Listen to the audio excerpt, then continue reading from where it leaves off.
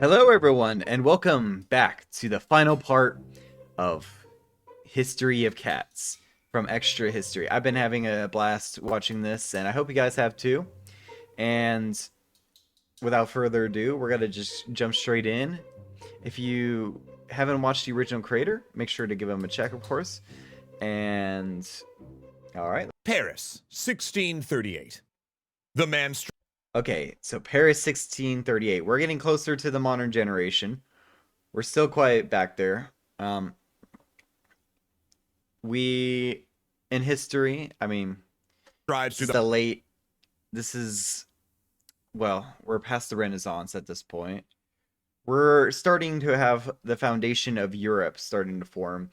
There is still a bit of antithesis on the importance of religion and superstitions, especially towards them. So witch hunts are still going on. So I'm gonna guess that this episode will also have a lot of elements with the previous episode. halls of his palace as functionaries and priests bow. His presence is enormous, this prince of the church. He is regal, elegant, his fine red robes billowing around his stern face. He is the chief minister, a cardinal, the governor of Brittany, the master of navigation, destroyer of heretics, and the victor of the siege of La Rochelle. Okay. The most powerful man in France besides the king, and certainly the most feared. The man known as the Red Eminence, Cardinal Richelieu. Oh. As he nears the end of the hall, his servant sheepishly opens the door to his private office, where he is greeted by his 14 cats. What? Oh, hello, Lucifer. Hello, Ludwig the Cruel. Have you caught any mice lately, you savage? Ooh, I see you brought your mistress. Oh, hello, Mr. Ferocious. Have you...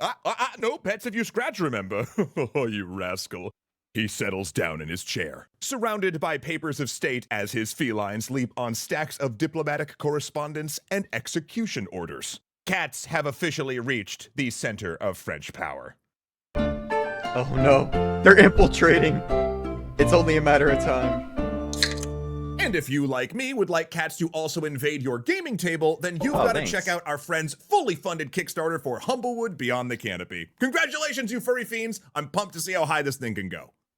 When we last left our feline friends in Europe, they weren't really doing so great, but that was beginning to change. Because Cardinal Richelieu wasn't the only member of the French elite going a little kitty crazy. In fact, within the palaces and chateaux of France, cats were starting to become known as a companion animal. Granted, few nobles went as hard as the cardinal, who kept a whole room in his palace devoted to his cats and willed them money for their upkeep when he died. But overall, cats were gaining status as a pet among French aristocrats. I mean, kinda, you sorta have to arm wrestle Rob for it. My will reads like a demon's resume. Anyway, many of these new cat owners were women, since French noblemen often gravitated towards dogs which could be used in hunting. Yet that was not exclusive. King Louis XV loved cats from an early age, having kept one as a pet when he was a child, and happened to marry a woman, Queen Maria, who herself was a major cat lover. Okay. Many of these were white, long-haired Angora cats that had originally been bred in Turkey and imported to Europe, sometimes as diplomatic gifts. Oh, and Maria's favorite cat was actually allowed to wander the interior of Versailles. Supposedly, guests were warned to hand their outerwear to a servant upon entering, because if they laid it down and the cat chose to sleep there, it was not the cat to blame. Which, for those keeping score at home, yes, does mean that the if I fits, I sits rule actually has historical context and royal authority. Though this wider acceptance of cats did become a casualty of revolutionary politics, since they were largely seen as an aristocratic pet, and, well, in the late 18th century, French aristocrats experienced what we might call, severe job cuts. So Yeah, beheadings and revolution. the emerging fad for pet cats were among the status symbols that suffered. However, a rumor did persist that Marie Antoinette's own long-haired Angora cats were rescued by an American ship captain who took them back to Maine, where they became the genetic stock that created the Maine. Are you serious? Wait, that's real? Because I actually have a cat that's Maine Coon, like part Maine Coon. So that's a new piece of history I just learned there. That's really cool. Coon. Well, that story is definitely not true, Zoe, but you are Oh, well. He just ruined my hopes and dreams. loyalty to me.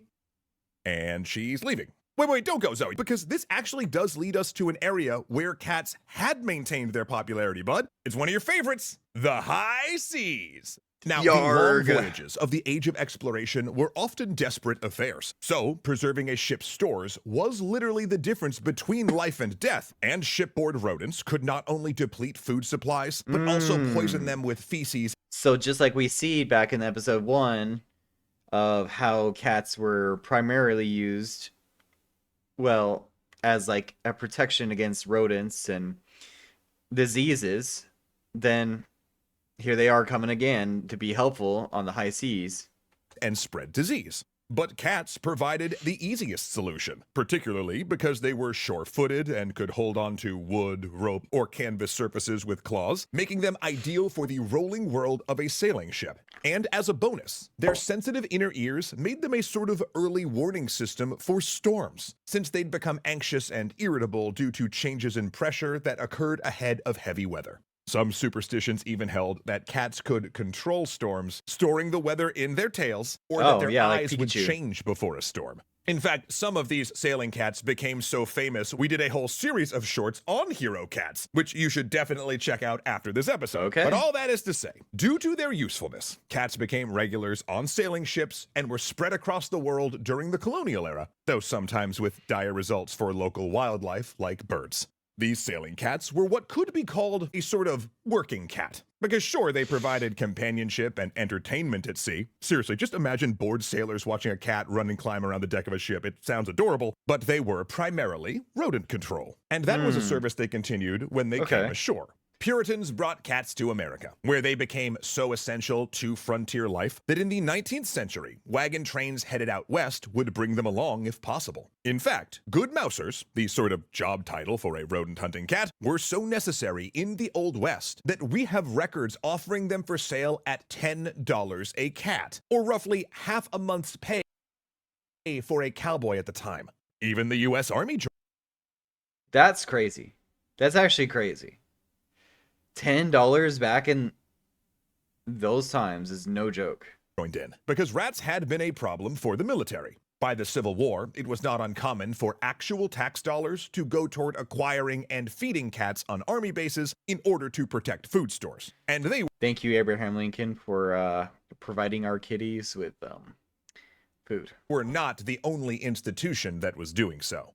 In 1868, the Royal Mail in Britain budgeted money to support postal cats as a rodent control measure. Not only were mice and rats devouring letters and parcels, often attracted by the tasty glue, but also the paper banknotes held by the post office, which could get rather expensive. As a result, each post office was allocated money to bring in cats as mousers. Then the New York post office did the same, with a group eventually nicknamed Federal Cats. Yet this category of feline is what both I think Rob's family in the panhandle of Texas and my grandparents at their upstate New York farm would have called barn cats. In other words, the cats were there, but not really a pet. Sure, you liked them and gave them a scratch once in a while and fed them, but they were there to do a job and weren't really your friend. They were a useful animal rather than a companion, so if one got sick, you might not nurse it back to health and instead just go find a new one. And in the days before spaying and neutering, there were usually plenty to go around. Though there were some other groups that were warming to cats once again as companions due to, well, how low maintenance they were. One group was common women, especially I will say how they're praising all these cats for being work cats and protecting them from mice and all that stuff. My cats cannot hunt mice whatsoever. I don't know what has gone up with them. I've seen them mice actually get inside the house. And then they'll just they'll just do that.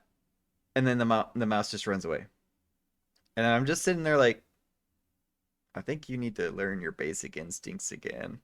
I don't know what I've done to these kitties. I made them too privileged. I made them part of the bourgeoisie class.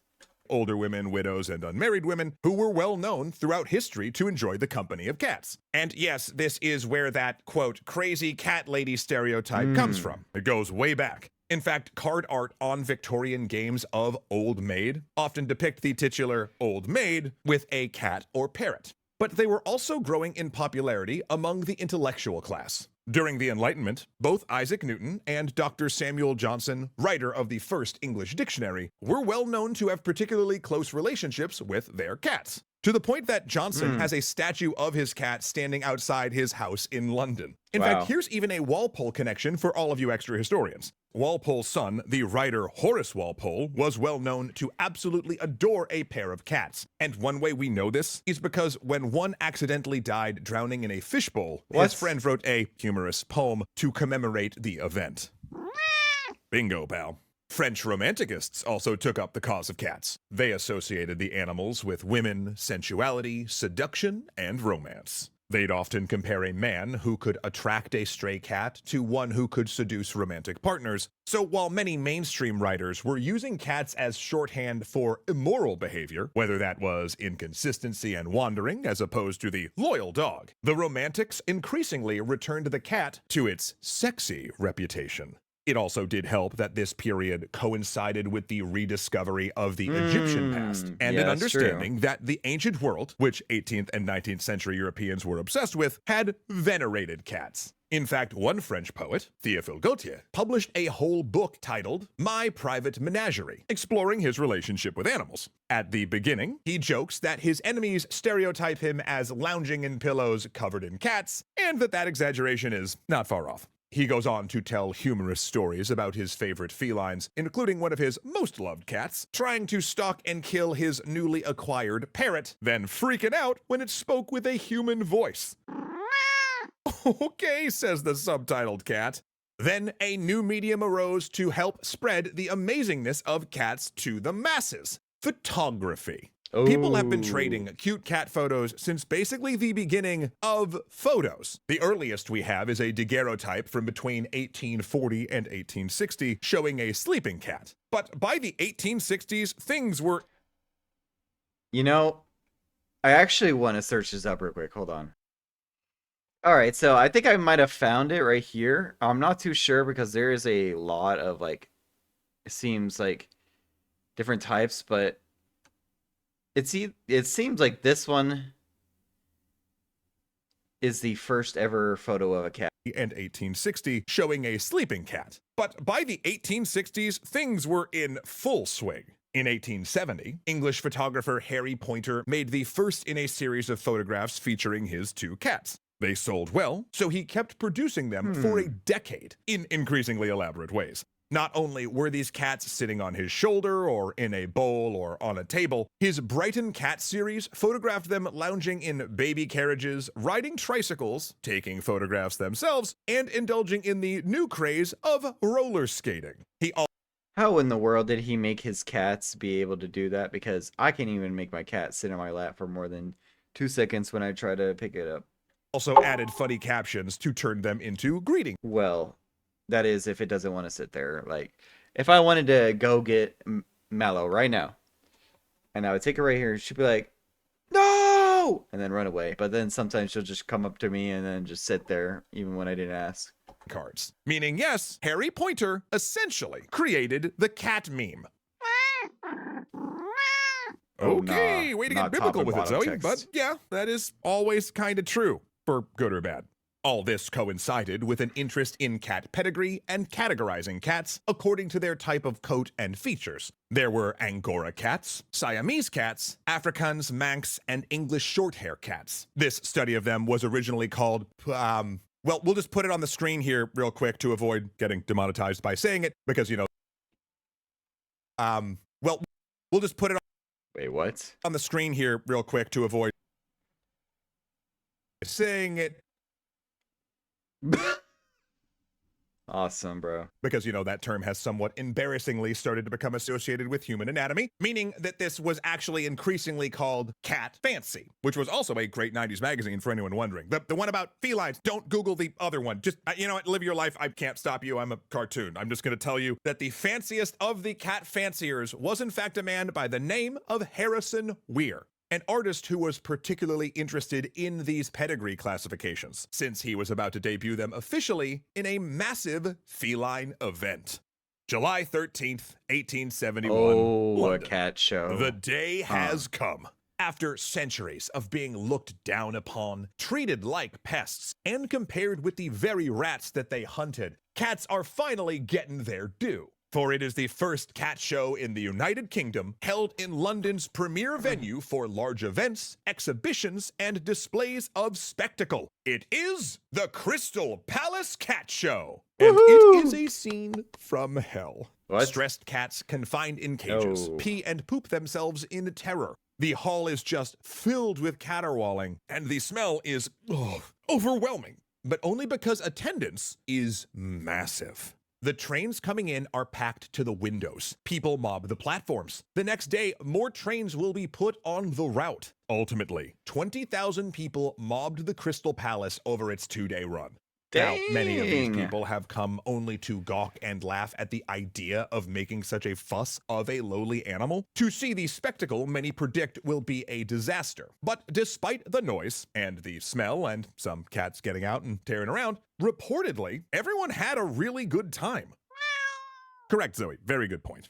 The show was actually a huge financial success for the Crystal Palace, to the point that a second one was held later that year, as well as 2 others in between, organized by private individuals to make a quick buck. Seems the Crystal Palace was so happy with Weir that they actually gave him a commemorative silver tankard. Not to mention his cat also took home first prize, which is a little suspicious given how he was the organizer, and the panel of 3 judges consisted of Weir, his brother, and his friend. He'd later go on to write a book about He's cat biased. owners, and He's in biased about his 1987 became choice. the founder and first president of the National Cat Club. Though 3 years later he resigned amongst infighting and scandal, which some considered quite catty. Rawr. This rise in feline interest also corresponded with the rise of a new movement, that of animal rights. The Society for the Prevention of Cruelty to Animals was founded in 1824 in England and opened an American chapter in 1866. But early animal cruelty laws often excluded cats, being focused mostly on livestock like cattle and horses, and banning dog or bear fights. It wasn't until 1911 that the UK passed a law covering domestic animals, and 1966 that the US passed its federal protection law, though most states had them on the books already. In other words, the world was perched on the edge of our modern obsession with cats, but it took one more man to push the public over the edge: Louis Wain. In the 1880s, Louis he began Wain. drawing portraits of cats. Why have I This heard that led name to before? magazine illustration work and a children's book, but it was specifically a spread for the 1886 Christmas edition of Illustrated London News that really kicked off his kitty career. This piece, A Kitten's Christmas Party, featured cartoonish cats doing human things. They sat at dinner tables, teased younger cats, and hid behind sofas to spy on each other. People loved it. Wain's work exploded, and he spent much of the next 4 decades pumping out hundreds of cat drawings per year. Pictures where cats played golf, went on picnics, and got drunk. Wain's life, unfortunately, was far less of a party. In 1924, he was declared insane and spent much of the rest of his life committed to a hospital, drawing increasingly psychedelic pictures of cats. Whoa! This is what happens when you let cats take too much power. You'll literally see this. Yeah, actually, Zoe, this is often considered Wain's best work. But while art collectors now covet Wain's later stuff, his early caricatures really did have the most cultural impact. They helped spur, or at the very least coincided with, increasing feelings that cats were, essentially, like us. Creatures that belonged in the home, slept in your bed, ate food specifically made for them, became mascots of animated YouTube channels that you can actually buy plushies for at this point, which some proceeds from also support the ASPCA, and, most importantly, who were considered members of the family.